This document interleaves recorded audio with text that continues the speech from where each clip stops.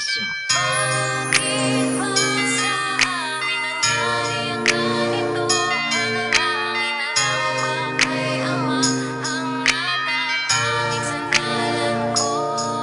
Mag-inang walang makain, masaya bang tinatawag? Wala pang almusal, matatapos na ang liwanag. Wala na ding higaan, karton lang ang nilalatag. Kung ikaw na yung sila at sila na yung ikaw, malamang di ka pumayag magtawag ng santo, Santa Maria o Ama. Pambililan ng pagkain, pingi po ng barya, palibot-libot sa kalsada. Madalas nasisita, malamang magsisika. Kung ang buhay mo ganto ka rin pala, nababad sa arawan kung minsan umuulan.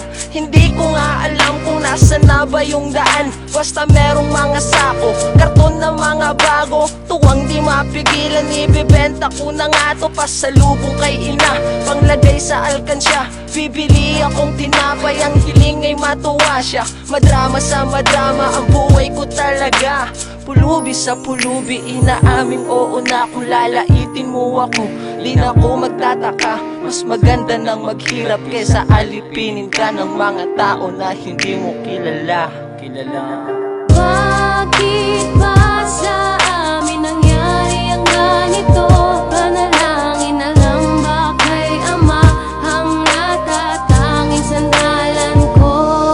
Lumalamig na ang daan, nangangatog akong tignan. Nandidiring pagtingin sa'kin ng mga daraan. Pagtungong walang kibo, tila ba nasasaktan at walang pakialam ang iba. Porke ba magpapasko na kaano-ano? Bakit ka huwag ka sa'kin sa iba manghingi ng barya? Kung iisipin mong mabuti, Pilipino rin ako.